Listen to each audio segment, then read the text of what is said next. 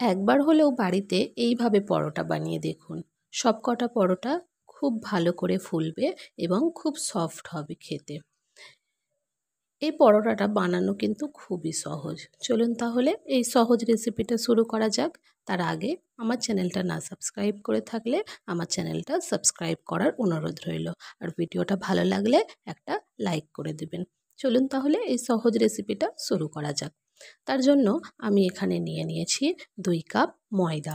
এখানে কিন্তু আটাও নিয়ে নেওয়া যেতে পারে। দিয়ে দিলাম স্বাদ অনুযায়ী লবণ আর দিয়ে দিলাম 2 টিস্পুন চিনির গুঁড়ো। এখানে আমি চিনি মিক্সারের জারে গুঁড়ো করে নিয়েছিলাম।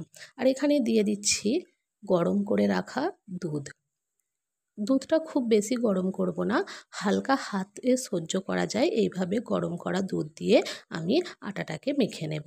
এরপর এইভাবে আটাটা এক জায়গায় সব জড়ো হয়ে গেলে 2 টিস্পুন তেল দিয়ে আবারও খুব ভালো করে মেখে নেব।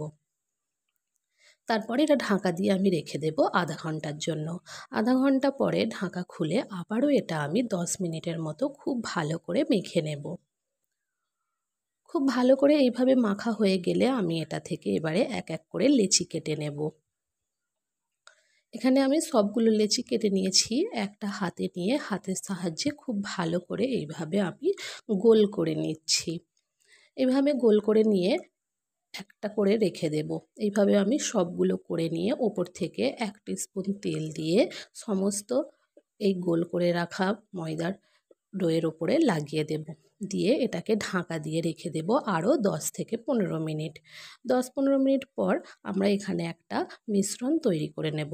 যার জন্য আমি 2 চা চামচ তেল আর 2 চা চামচ ময়দাকে একসঙ্গে গুলে নিয়ে একটা মিশ্রণ রেডি করে নিচ্ছি।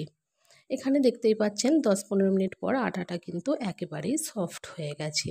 সামান্য পরিমাণ উপর থেকে শুকনো আটা ছড়িয়ে আমি এটা একটা পাতলা রুটির মতো বেলে নেব।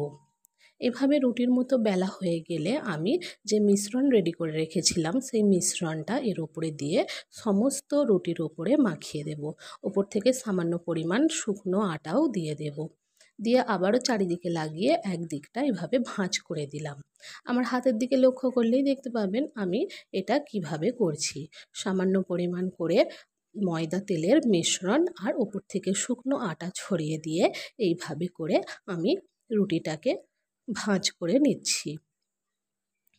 এইভাবে ভাঁজ করে নিলে কিন্তু রুটির ভেতরের স্তরগুলো খুবই ভালো হয়। এগুলো একটা একটা করে বেরিয়ে আসে, দেখতে খুবই ভালো লাগে এবং খেতেও হয় খুব সফট। এইভাবে আমি করে নিলাম। এইভাবে সবগুলোকেই আমি রেডি করে নেব। যখন সবগুলো এইভাবে রেডি হয়ে যাবে সবার প্রথমে যেটা করেছিলাম সেটাতে আমি হালকা পরিমাণ ময়দা ছড়িয়ে দিয়ে এটা আমি বেলে নেব। যেমন আমরা বাড়িতে রুটি পরোটা বেলি সেইভাবেই আমি এটাকে বেলে নিচ্ছি।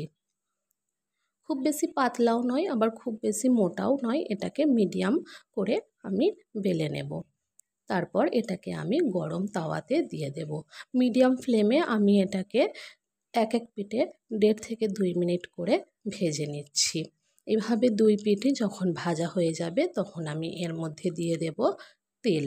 তেল বা ঘি দুটো দিয়েই কিন্তু এটা ভাজা যায়। আমি এখানে তেল দিয়ে দিলাম। তেল দিয়ে আমি এটাকে খুব ভালো করে চেপে চেপে ভেজে নেব। দেখতেই পাচ্ছেন এখন থেকেই কিন্তু এর স্তরগুলো একেবারে খুলে আসছে। দেখতে যেমন সুন্দর হয় এই পরোটা খেতেও কিন্তু খুবই টেস্টি হয়। যদি আমার ভিডিও ভালো লেগে থাকে একটা লাইক, কমেন্ট, শেয়ার আর আমার চ্যানেলটা সাবস্ক্রাইব করে নেবেন। এইভাবে দেখতেই পাচ্ছেন রুটিটা কতটা সফট হয়েছে। যে কোনো চিকেন কিংবা মাটনের তরকারি দিয়ে কিন্তু এটা খেতে খুবই ভালো লাগবে।